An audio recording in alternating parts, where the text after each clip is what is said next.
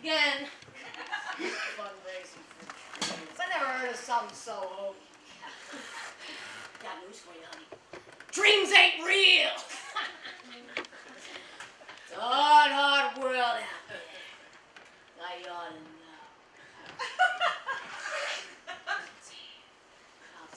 Shit, god damn it. Shit, that's a freaking mess. Clean up around here. God damn. Jesus. Alright, what?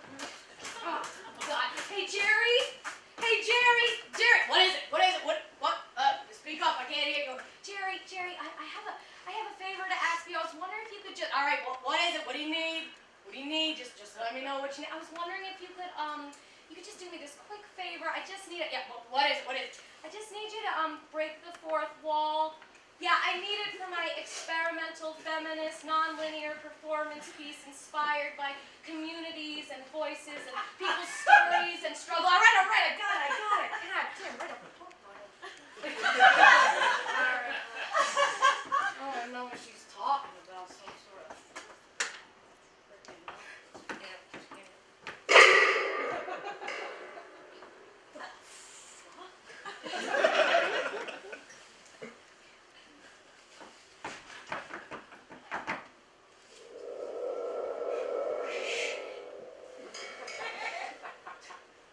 tomato.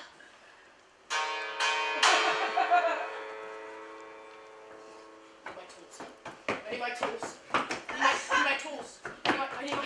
Oh. I know.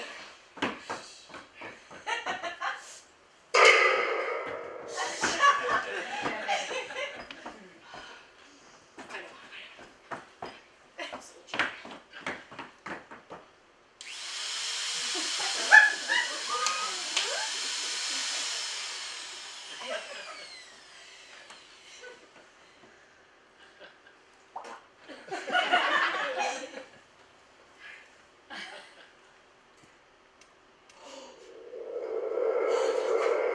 little cheap.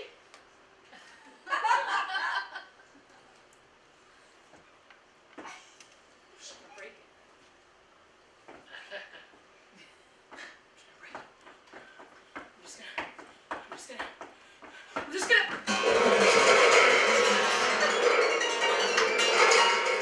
Oh my God. Oh God, it's so good to see you guys. Oh my God.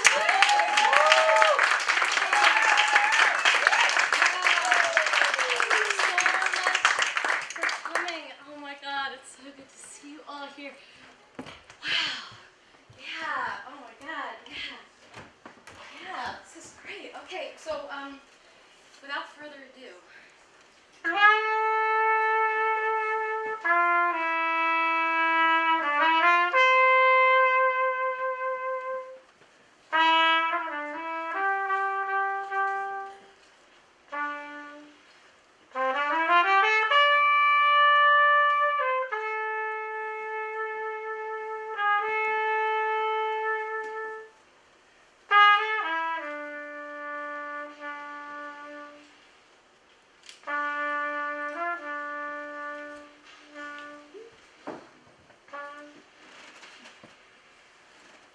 She who reconciles the ill-matched threads of her life and weaves them gratefully into a single cloth.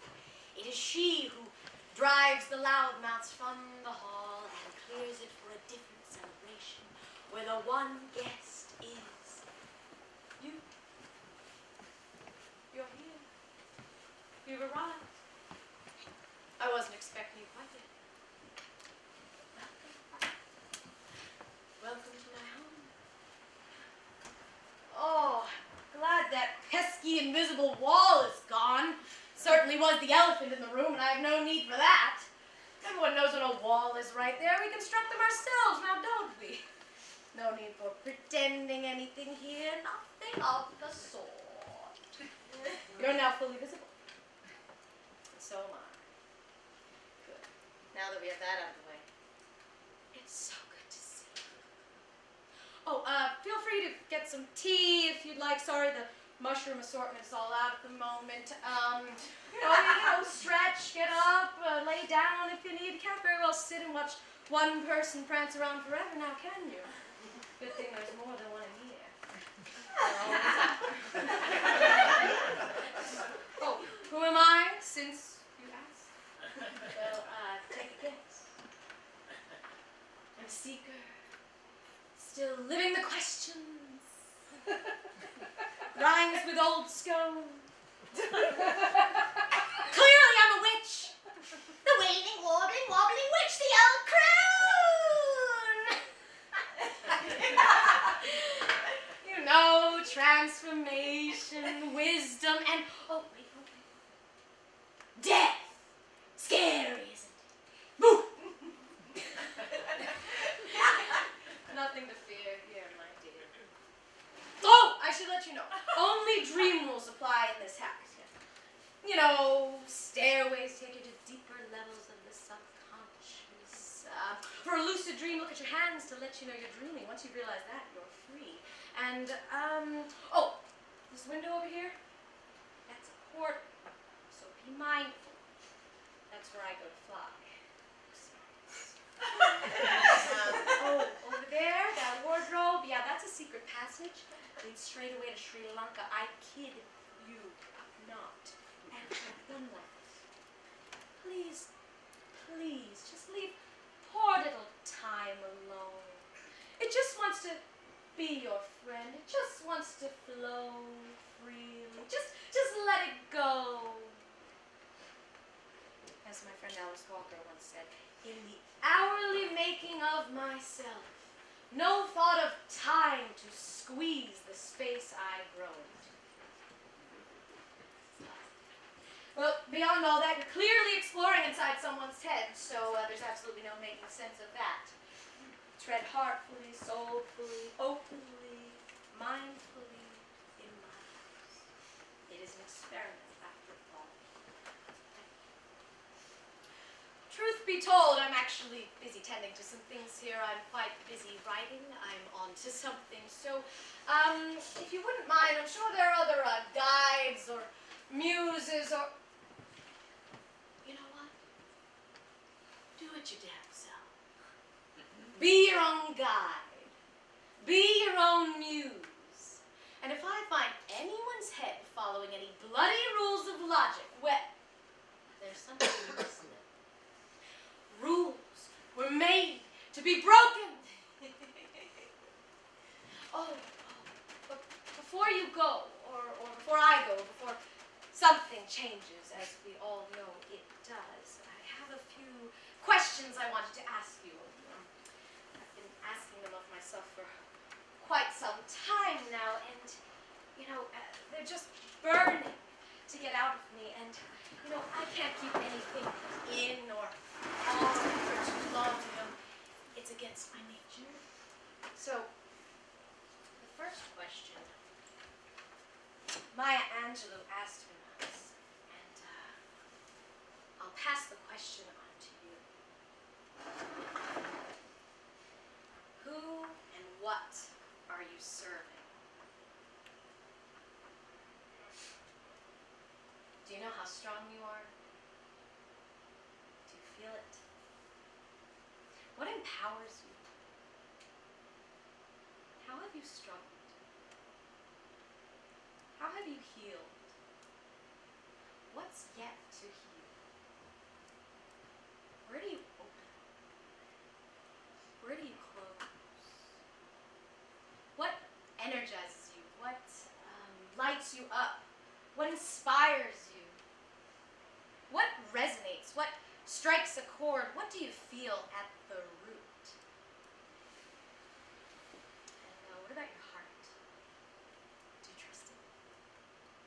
And the voice? Has it spoken? Are you afraid? And what about change? How is that for you? What have you lost? How have you grown? What did you dream? What roles do you play? What roles did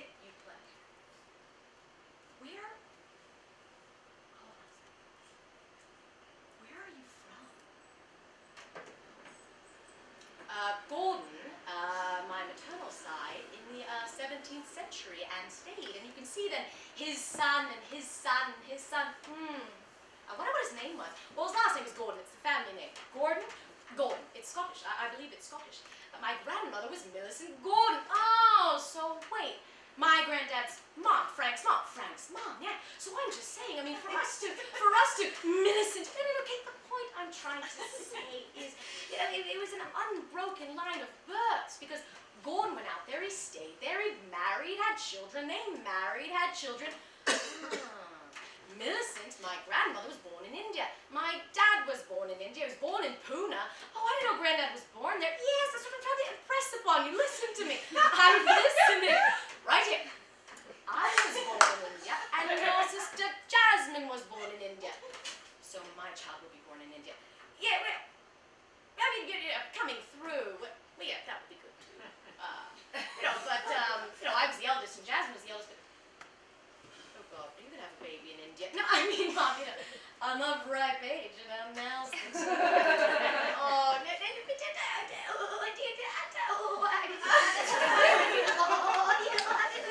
All right, Mom, I'm really not trying to do that right now. I'm trying to make my art right now. That's what I'm really interested in right now. What do you think of our connection? I mean, that's going back how many generations? I can't even have. That's like 10 generations born there, unbroken. And I wasn't planning it. And you're not planning it, so you very well could. No, but Mom, I'm really not trying to do that, but that's not what I'm trying to. Oh, what's the name of that maternity home? Was a horrible maternity home.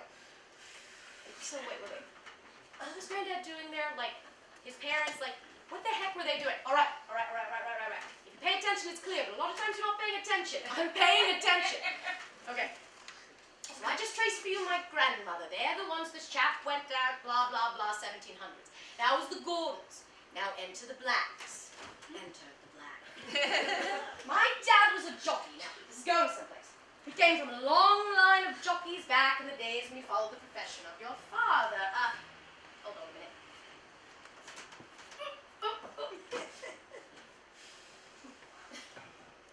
Up on.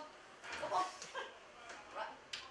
English jockeys, when racing closes down in winter, you don't race in the winter, they need to find income, so they go to hot climates where racing is going on. And, back in the 30s and 40s and 50s, and even earlier in the 20s, India still had a huge, rich class of Maharajas. Hell, yeah. Half them exist. They were all stripped of their land and their title and their money. But, horse racing is known as the sport of kings, because it's so expensive. The sport of kings, Google it, it'll come up. So, all these English jockeys went to India. So along comes Fred Black, my grandfather, your great-grandfather. Hard son of a bitch he was. Oh. Awful. Bloody awful. Charismatic. They were a great raconteur. You know what that word means, don't you? Yeah, I know what that word means. Right. All of the Blacks were. So where was I? Right. So, Fred Black meets what they call a local girl. That's what they call them. Anglo-Indian is the term. We're called Anglo-Indians. So, Fred Black meets Anglo-Indian Millicent Gordon. They get married, and she gets pregnant, and my dad's born. Daddy was raised like me, partially in England, partially in India, because, in the horse racing business, you're always traipsing around. It's a constant back and forth thing. Now, how did the Australian come into the mix? Well, Daddy would go to Australia for the racing season. Did he take a boat? Yes, I took 2 before I was 4 years old. Ocean liner trips. Anyway, so we went to India. He meets my mum. He takes her back to India. They liked India. Why did they like it? Well, they just liked it. This was early on in his career, mind you. He was top jockey, making good money. In England, it's hard yakka. Don't. All right, so then I'm born. And I told you, children and everything. It became expensive, all the traveling, And of course, my dad's alcoholism played into all this, It would end his professional reputation, and that's when we moved on, It got progressively worse, riding drunk, coming home from work drunk, hopped up on something to keep his weight down. Do you think that Granddad rode drunk? I don't know, that's a whole nother story. So, do you mind if I talk about Granddad's alcoholism? No, I don't have any shame about it, As a the defining factor in our family's history, you know. You know, in the racing world, there were many alcoholics, always starving themselves, living on the edge, you know. It was a cycle, his disease, and it had many repercussions. It was the reason that we moved around so much. It forced us to leave. After a while, the only bloody continent left was the States. We've talked, I'm sure you can imagine, a lot more on the subject of addiction. But back to the story at hand. You know what? I think I want to act this next part out, but I'm really not sure, which I'll end up asking you later on the phone. So what do you think, Mom? I mean, I want to like act the part where you travel and you take the boat, and I really like that story, but I don't want to minimize it because I know it was a struggle for you. I know it wasn't an easy time. You know, it was a hard time in your family's history. But yeah, you know, I understand. Well, why don't you, I mean, I'm no professional, but why don't you, I don't know, you could like pretend that you're on a boat. You know, you could get on the back of a chair, you're an actress, you know, look at the water, the horizon. You could even play me as a little girl. So Daddy goes to Australia, he meets my mum, they go back to India, I'm born, and then we go back to Australia, ocean liner trip, and then back to India, and then back to Australia again. It was just Mummy and me this time, and then back to India. You know, we had to leave India because, you know, Dad was done, his career was done. You know, it was a sad time in our family's history. You know, Mum was pregnant with the third kid. They did not have birth control back then. You know, they couldn't afford it. You know, so we got on not a fancy schmancy ocean liner. It was a cargo ship with passengers. A float Laura, Italian. Tutti a bordo. Now, this was a big trip, all right? Now you have to know your geography. We traveled, I guess it was the Indian Ocean. Yes. I've been through the Suez Canal. Now, you have to know your geography, Kate, because we went through Egypt into the Mediterranean. We landed in Malta. Mother got berated by the local police for wearing a sleeveless top, considered indecent. Then we got off the boat in France. Was it Marseille? Was it Marseille? Yeah, Marseille. So we took the train through France. No. We took the train.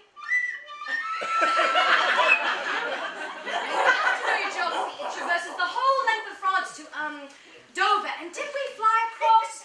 I doubt it. We probably took the ferry. We took the ferry from France to England, and that's how we got to England.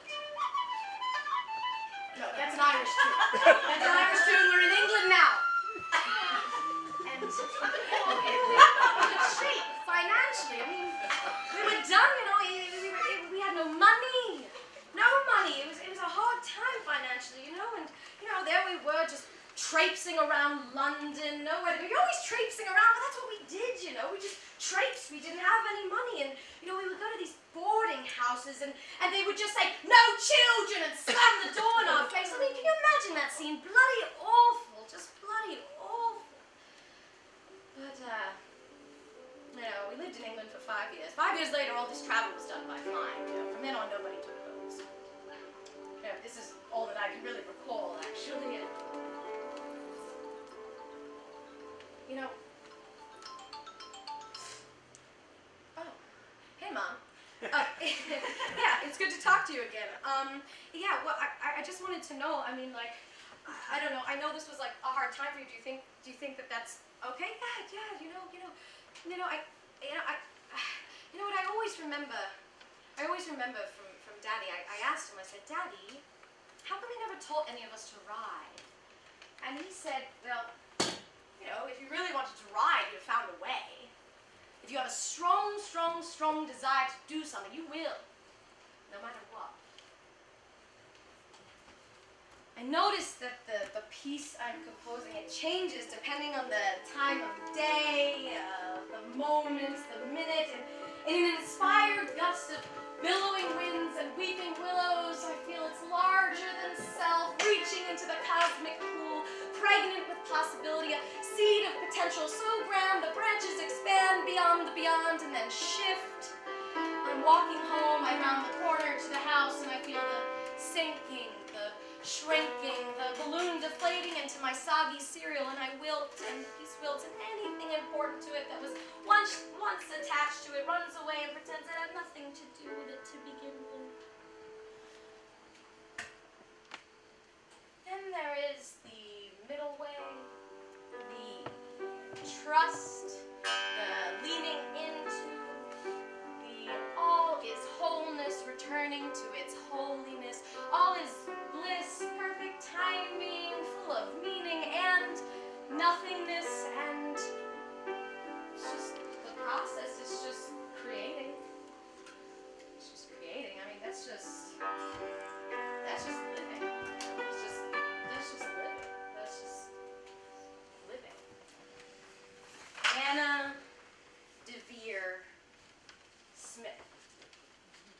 Now, I've come to see it's in the way the utterances themselves are manipulated that identity comes forward. And I have to say, the thing that's unquenchable about me, the thing that I really, really love to do is listen to people. Listen to stories. You know, the goal is to tell a story that has multiple points of view, and in doing so, indicate on an artistic level that this old idea of the single author, if you will, is flawed. Because, it's ultimately it takes many people to tell the story of a community or of a society. So this sense of the august author who can speak for women or speak for men, well, I don't believe that. Now, my imagination comes into play, but before doing so, I want to know how a person feels about something. You know, I study it because I understand. I'm one person with a set of experiences that color my lens. And when I play these characters, it suggests to an audience that, maybe they don't have to sit in their one position. Maybe there's a wider variety of human beings than we've come to understand, and we can tell compelling stories without having the same stereotypes over and over again. And by the way, when I come out in the end and I'm still me, did I really lose anything?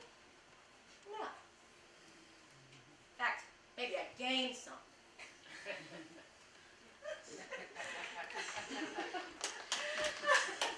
Oh my God, Anna DeVere Smith, you are amazing. Oh my God, I've seen you on the TV.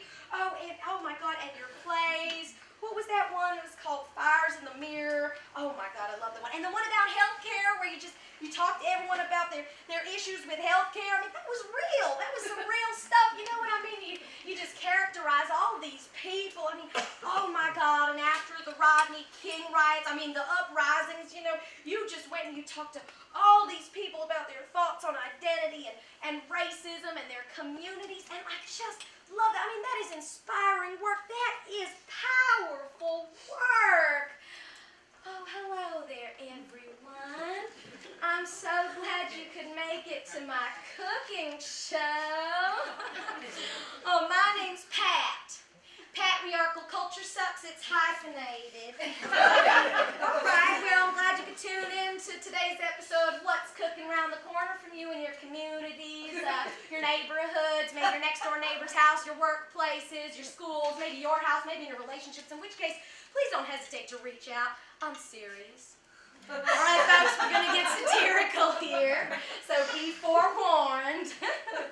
All right, well, you guessed it. Today's episode is domestic violence. Now, people just love when I bring that one up.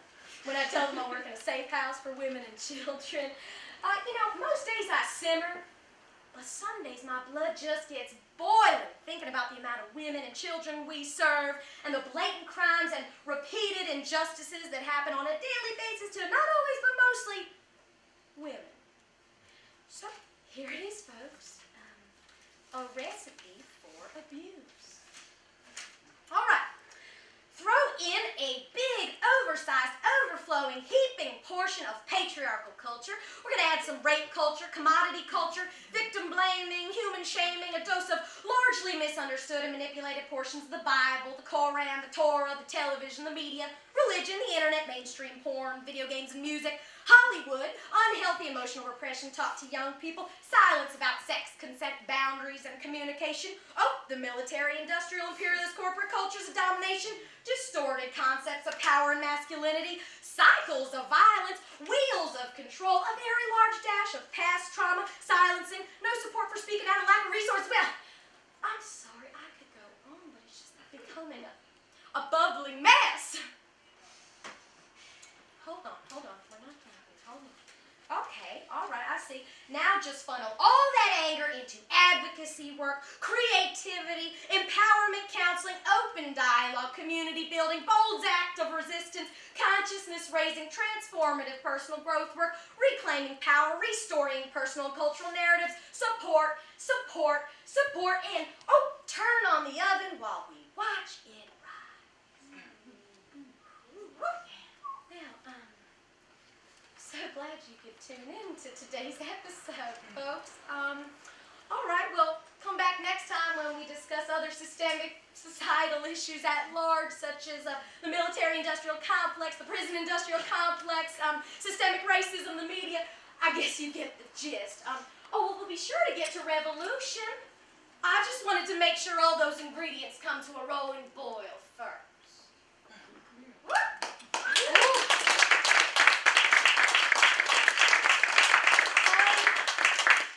Could you turn off the TV? Could you just turn that off? I don't want to sit around watching TV all night again. Could you just turn off? You know what, though? I like that lady.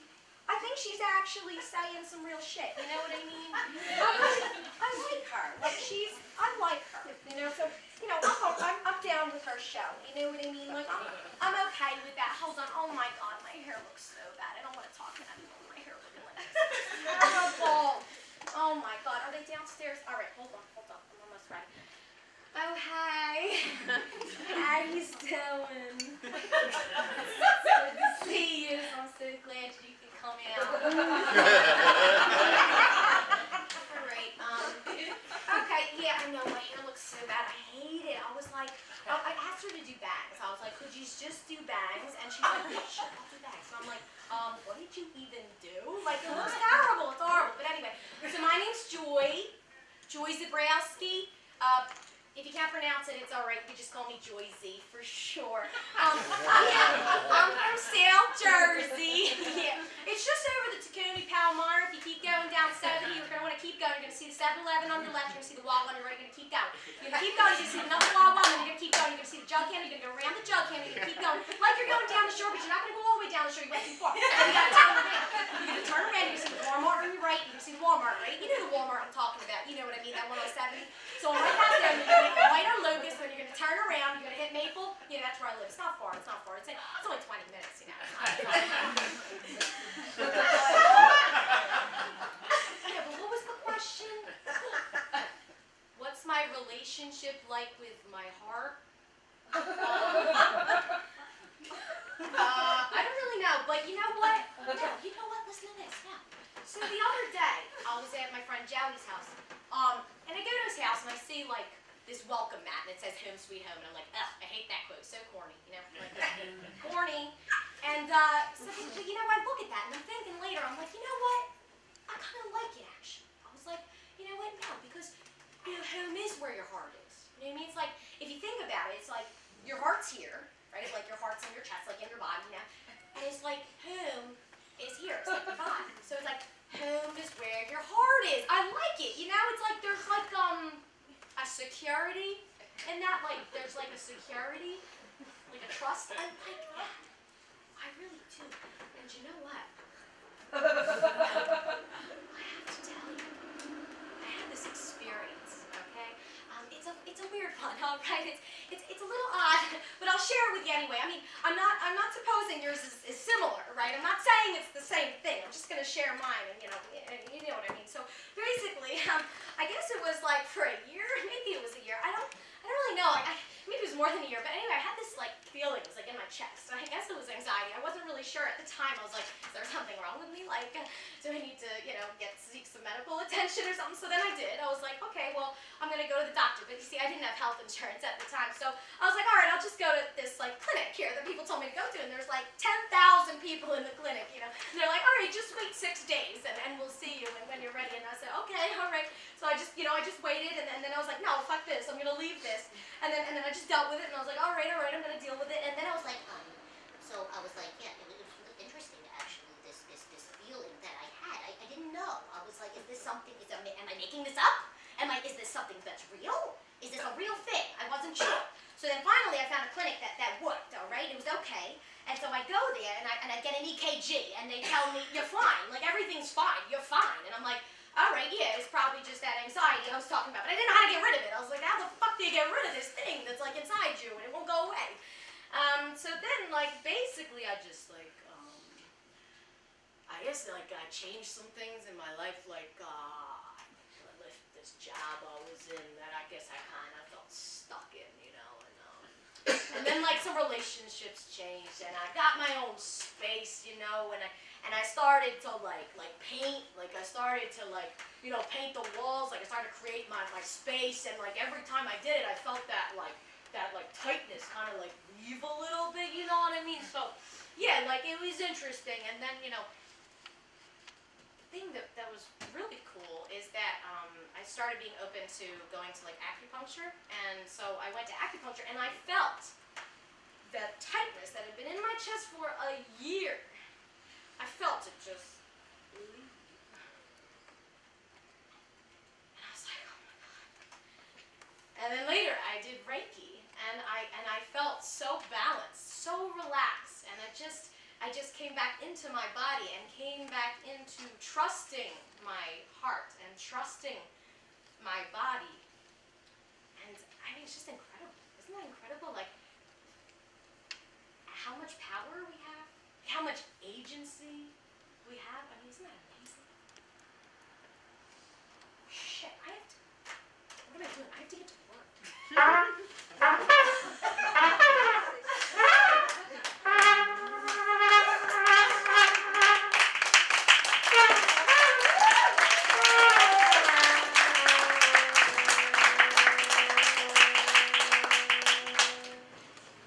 Musings on the Broad Street line. I pledge allegiance to always feel insecure if I don't have money, and to constantly grasp for it, an eternal lunge, shaking the tree for all it's worth. Don't trees grow on money? I know it's all a struggle with reality and illusion. And here I am dancing with debt from, well, I guess a few institutions blown out of proportion. I'm grateful for the lessons, they've shaped who I am, but it's caused me all this confusion. Making hourly wage impart so I have space to compose and create never balances what's owed or what was loaned, and now who is owned and what do we own, and are these limitations keeping us from truly realizing our potential to love, support, expand, and grow? And hold on, I'm about to be interrupted on the train. You got your pen out, write my phone number down. He almost touched me. Actually, I'm writing a poem. What's it called? I want to hear it when you're done. I love poems. They soothe my soul and music. Yeah, me too. So you came at me with a pickup line, and this time I wasn't in the mood for silence and averted eyes, so I talked about art and why I make it, and then we talked about poverty and its challenges, and I walked off in strides, refusing to accept the roles we too easily slip inside, and suddenly the poem's gone, and here I am thinking about Antoine and how we handled it. One of my tactics is turning the gaze back to you without fear or objectifying either of us. I mean, the roles are too simple, too flat, too minimal, too easy. I'll try them on and I'll take them off, standing naked on the bay of Moloa, under the starshine night where actual glimmers of star trails brightly affix themselves to patterns in the sky. Her lunar wisdom is palpable, a sexless mermaid washed onto the shore after the pangs of unbirth came sobbing out of the undulating core in the contours of negative space, third eye projected outward.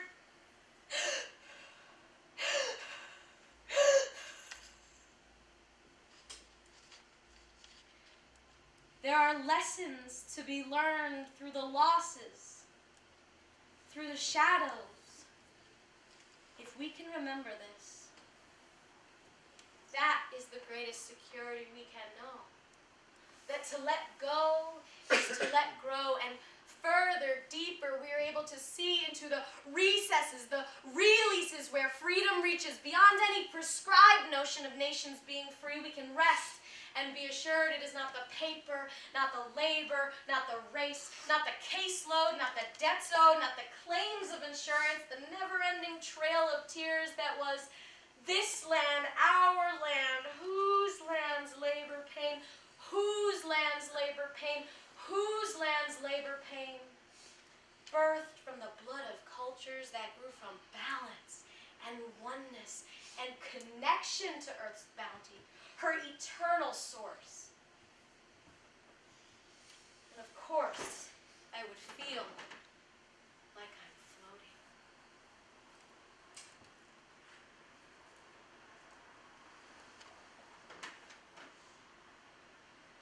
Tomás, Pasuto guía espiritual a las ruinas de Ichinche, the ruins at Tecpan, in the western highlands of Guatemala. He spoke to us. Each of us has our own animal energies, energía de los animales. We have to connect our más with those animal energies. You have to caminar solo, walk alone, to get to know your own energy. Paint, pintar, write, escribir, draw, dibujar. It is the only way you can control su mente, your mind. We are connecting with a great wisdom here in this community, aquí en esta comunidad. Humans are flowers. All of us are flowers. Todos somos flores. Flowers of the moon, de la luna, of the sun, del sol, of the stars, de las estrellas. We have to flourish. We have to give out seeds, las semillas. We will be the seeds of the flower that we are. Escucha. Listen. We have to learn how to listen. Use your imaginación. Use it like a child would. Ask for imagination from the hummingbird, colibrí. Smile, sonreír, so that you can recibir everything that you need. You need to reconcile with yourself.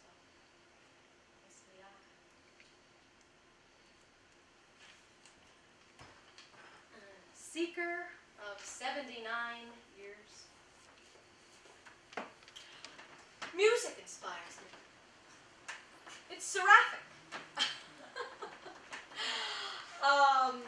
Trees, nature, let's see, the symphony, voices, beautiful voices, cathartic, feeling the rush of coming out.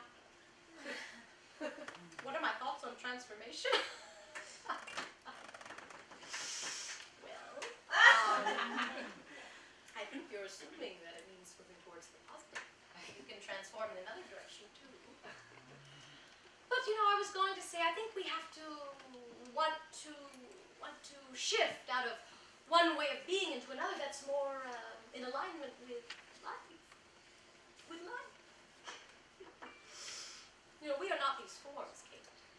I mean, this was the form I was born into the world with, but it is not who I am.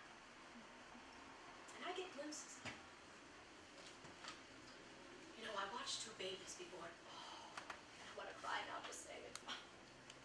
You know, I've had two children, but I watched two babies, and I have to tell you, utterly transformational. It was mythic.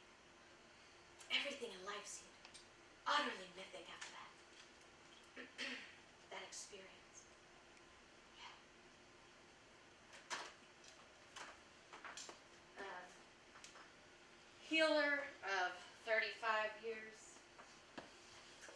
Midwives stand at the doorway between life and death because the amount of grief and loss that happens, I just have to say it, beauty is part of it. It was powerful. I feel so powerful. I have the capacity and the power to continue to hold that space. I feel like I was born, built to do it. I want to be a midwife. I feel it now more than even before. That deep level of empathy, like you have with being an art therapist, that deep realm, being comfortable deep in that realm. I feel so grateful. I feel so grateful. I mean, I can't even tell you. I am telling you. So I read recently that turning points are places where you can either move toward life or farther away from life. And I like that. And my thoughts on transformation, well, I have a lot. I'm sure you do too. Well, to share a story, years ago I got into an abusive relationship, which if you've seen that piece, you know about it. And I ended up speaking out about it using performance to do so. And the interesting thing for me is that, counseling helps and support from friends and all those things, and getting back into my own body and my own thoughts and getting back into my space and healing, of course.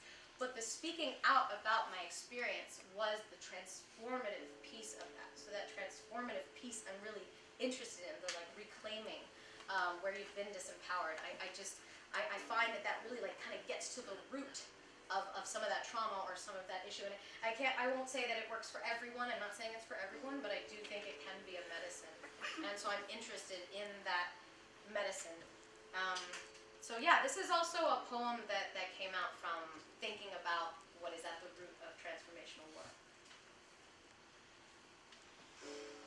At the root of transformational work is a deep trust in the power, the potential for us as seeds to grow.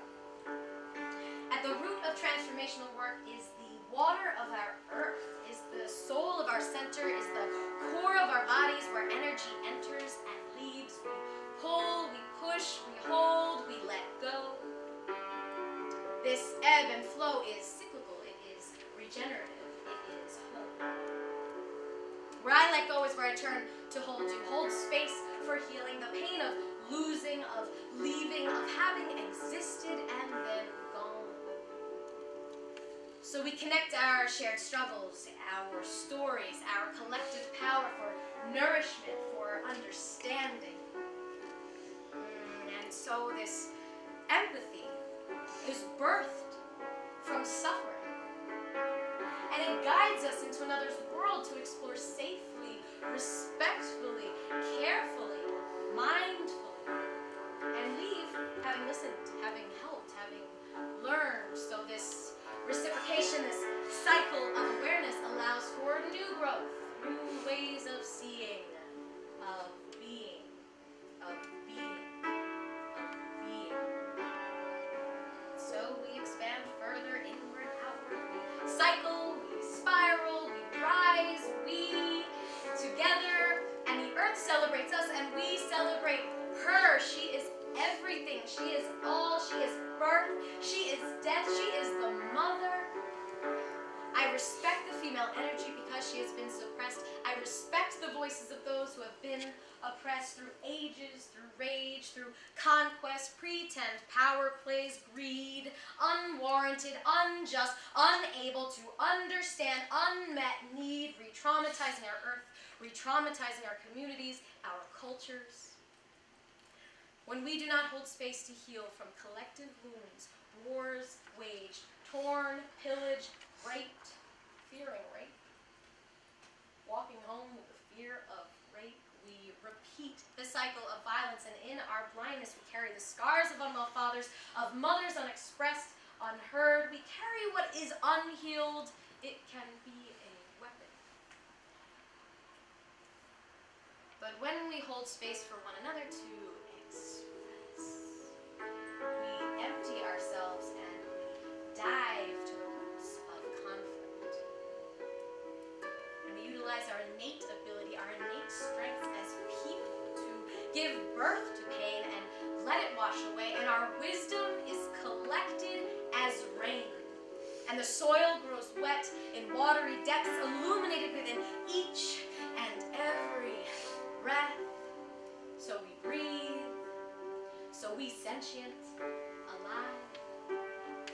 Do not be afraid to speak of your own heart space, to give it space, to resonate. The rhythm is with you through time, through space, and she is alive.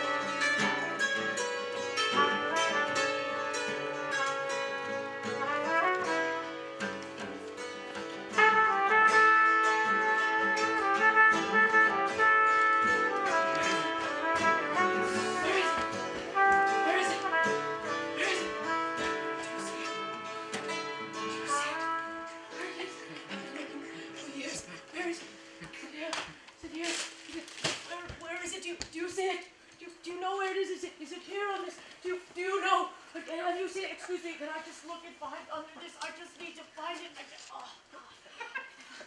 just don't know where it is and where it is. Oh God, there it is! I see it. I see it. There it is. Oh God! Oh, there it is. Oh, yes. Oh, I see it. Oh, I catch glimpses. It's so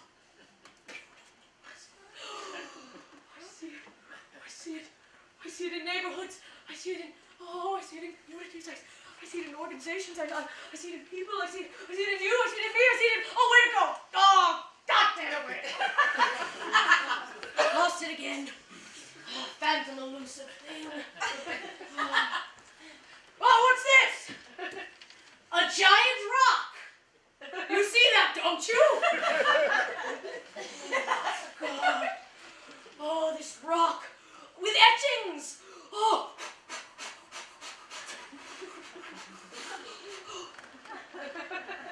Full many a gem of purest ray serene, the dark unfathomed caves of ocean bear. Full many a flower born to blush unseen in wasted sweetness on the desert air. Oh, that's sad. Beautiful. Take it with me. I just want to take it, but it's too heavy, and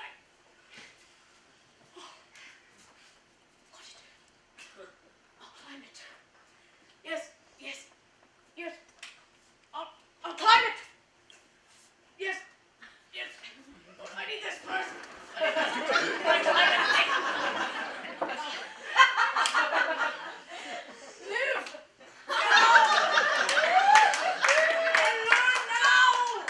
This is what you have.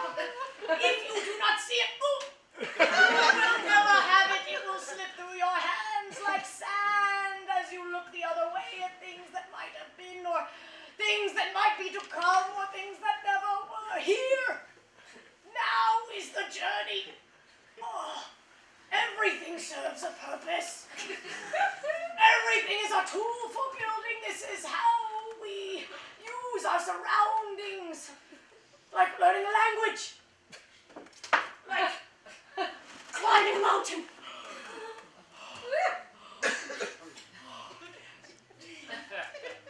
Beautiful.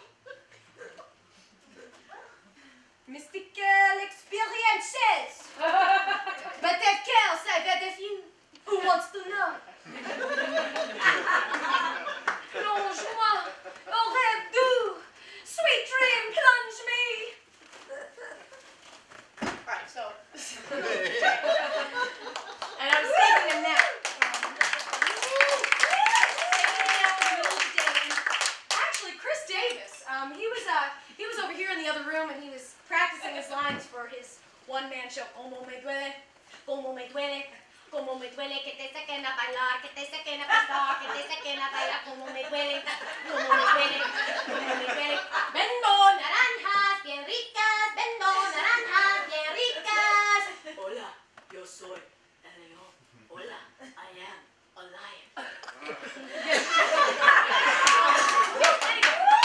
So I was over here taking a nap, and I was in that weird place, like the hypnagogic state, where you're like sort of awake and sort of asleep, and you just want to wake up, and you're like, wake up, come on, just body, just wake up. It was like my brain was awake, and my body was still asleep, so I was like, wake up, and I couldn't wake up, and I even asked Chris, I was like, Chris, could you stop rehearsing for 1 second and just wake me up? And I wouldn't wake up, so then I just got up. Just got out of bed. And I started floating around the room. And I floated towards this painting that I was always drawn to. It's like this woman who's like feeding the moon. And I floated towards her. And then this skeleton key just appeared in my hand. And so then I just unlocked the woman.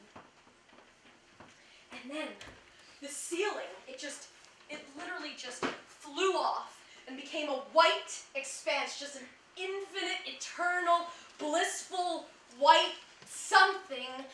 And it was just purity. It was just purity. It was just purity. And then I woke up. Or maybe it didn't. I'm really not sure. But anyway, there were more doors to open. There were more rooms to explore. And so I just kept walking. And I was like, here, let me just walk into this dark place. And, excuse me? What are you doing in my dream? Excuse me, what are you doing in my one-woman show? Who are you? Excuse me. Well, I'm Carl Young. What are you doing in my library? Carl Young's in my dream? Of course Carl Young's in my dream. Of course. That's where he is. Carl, I have some questions I need to ask you before you disappear, okay? All right, first, identity. Like this concept of identity being one and many at the same time. Like, what do you think about that? Do you believe yourself to be but one thing? Does not a multitude of figures live and breathe inside of you? Who are we but many? Many moods, many shades, many faces. The laughing clown, the wise old woman, the seeker, the speaker of unspoken things. We are them, they are us. So wait, well, hold on. So where does it all connect? How does it weave together all these disparate elements and disparate personas? How do they connect? The spiral rises from the earth, singular yet cyclic, roving and returning, collecting all these disparate persons, personas, masks, roles, archetypes, unifying them into one singular being, continually expanding, yet distilling who we are. Wait, so where does it stem from? Where does it stem from? In the darkness lays the unsaid, the forgotten, the left out. When light is brought to this dark seed, the rising spiral emerges. As the spiral grows upward, so does it carry with it all of those things that remained unseen and unheard, dormant in darkness, only now to burst forth in revelation. Remember this. Look to what has been unsaid, and there you will find the origin of all growth.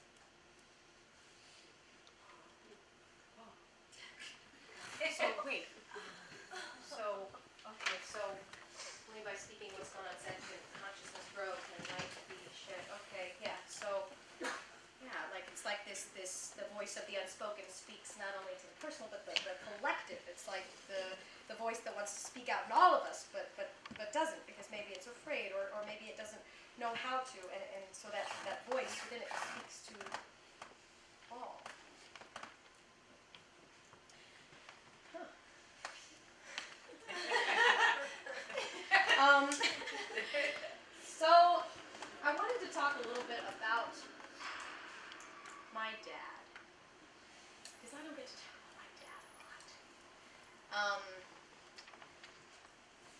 Yeah, so, my dad died when I was very young. And he had cancer for about 4 years before he died. And I remember I have these like images of seeing him on the front lawn of our house just doing Tai Chi.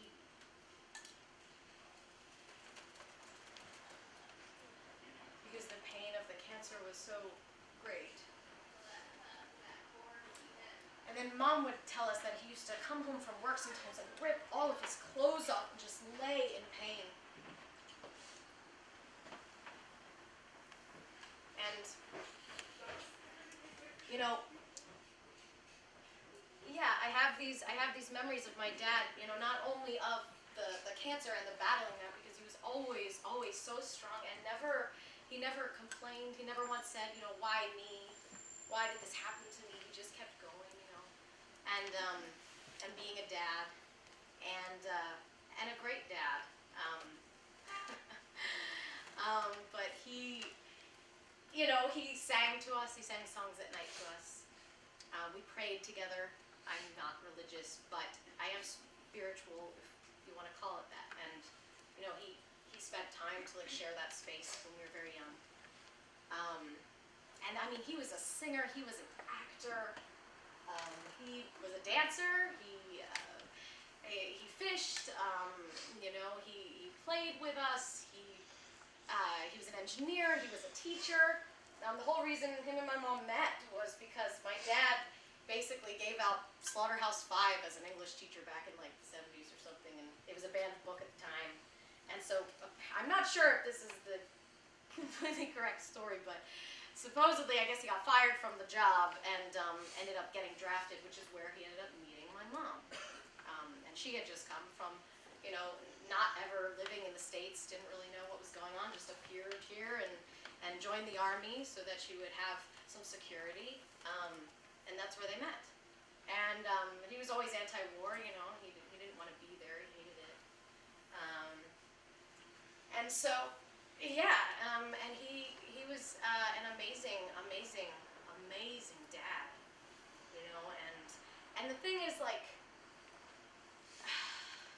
experiencing death as a young person, like watching someone die or experiencing that loss, that great loss of a caretaker, it does a lot of things, right? It sets into motion this like relationship with death in some way, you know, like you start thinking at a very young age, like, what is this? What's going on? We could just be here and then not, and you think, and I had all this anxiety. My mom remembers I had tons of anxiety, and I would think I was gonna die all the time. I would always say, like, I can't eat that. Am I gonna die if I eat that? And are you gonna die if you go there? Wait, are you gonna do? Who's gonna die? Things are gonna die. And it caused me a lot of anxiety.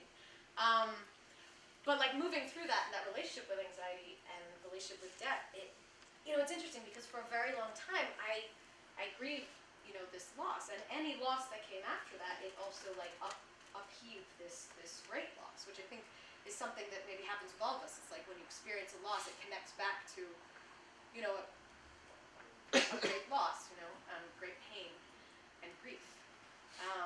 And experiencing grief as a young person and then continuing to throughout adolescence, it really taught me a lot. And the interesting thing is that for a long time I grieved this loss of a teacher in my life, you know, a teacher, an English teacher, someone who could teach me about computers, or someone who could teach me about fishing or about singing and acting and all these things. And the interesting thing is now coming to understand that, you know, these people that I love, they're here within, and when I live fully, they're alive within me, and my relationship with them does continue to grow. It doesn't go anywhere. In fact, it can grow, this relationship. It's really beautiful. And yeah. So I just wanted to sing a song the first song that I ever learned from my dad, called Moon River. And also just because I need to say this, my mother, who is like the most amazing, strongest woman in the world, raised us all hero. So I just need to also say that. So here's the Moon River.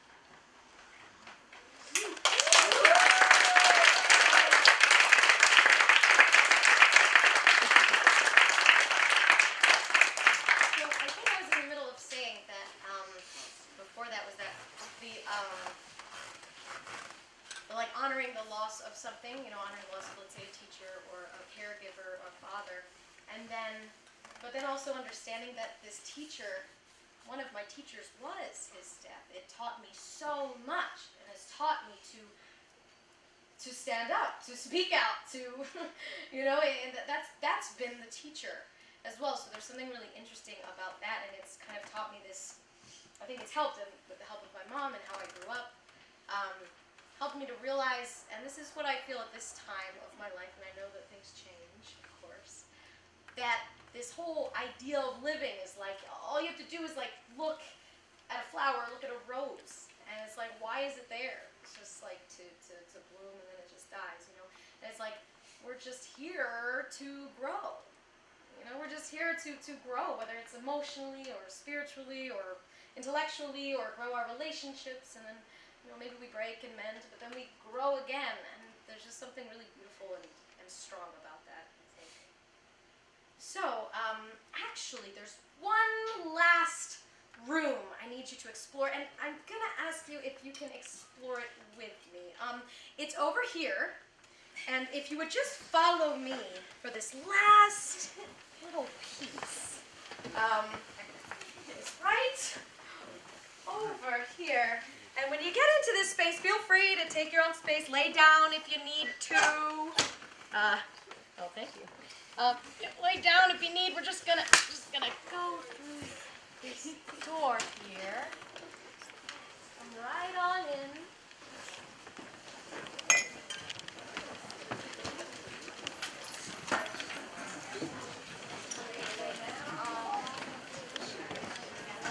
Sit, stand.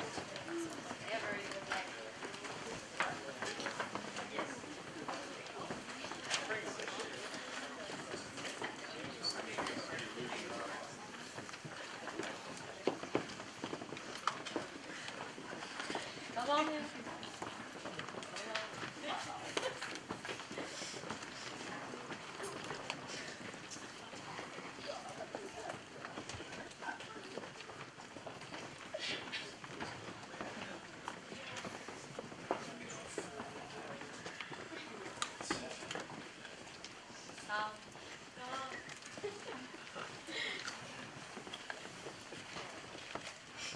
We're not going to be done that long.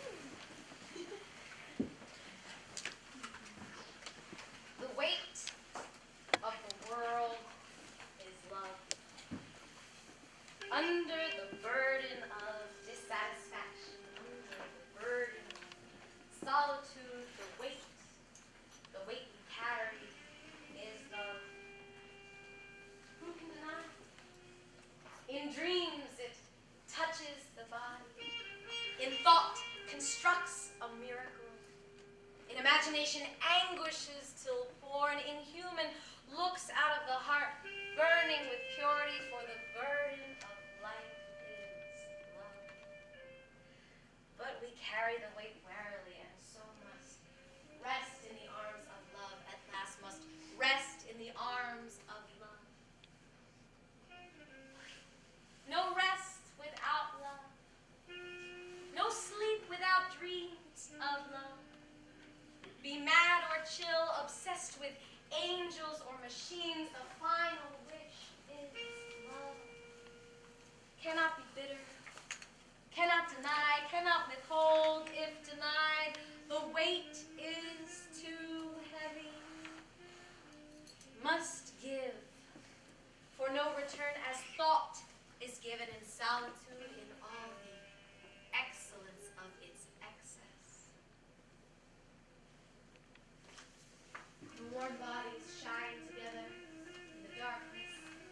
The hand moves to the center of the flesh. The skin trembles in happiness as the soul comes joyful to the eye. Yes, yes, that's what I wanted. That's what I wanted. That's what I always wanted.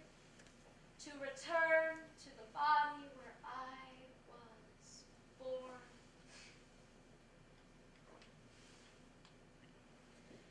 You gonna rise, child. You're gonna rise like the sun in the sky.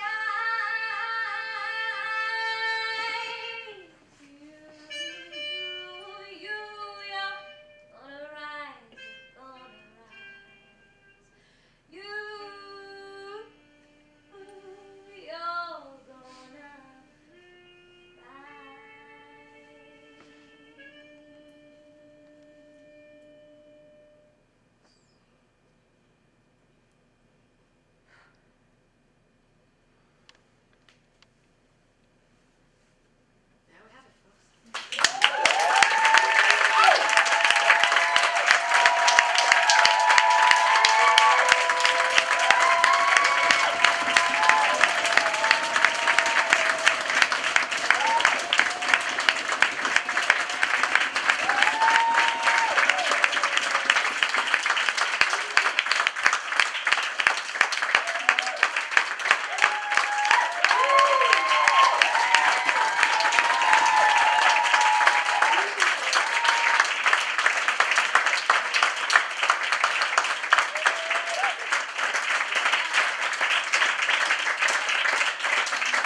Thank you all so much for being here. This is really beautiful, and I really appreciate you guys listening and holding that space and being here. Thank you to everyone here. But I guess, well, my mom, I don't know where she is right now, but She's over here. my mama. Yeah. Thank you, Mama.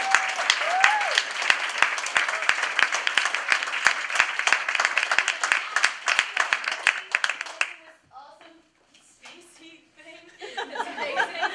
It's incredible. And thank you to Mark and Mike and Brian for being on music. That was incredible.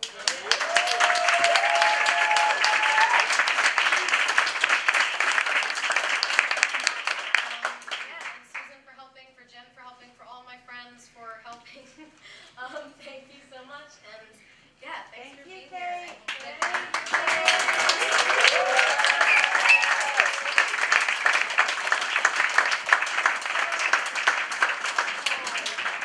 Feel free to relax. We have the space for the next while, so just chill out. If you want, if you need to leave, that's totally fine too. If you want to stay, I'm open to any feedback or thoughts or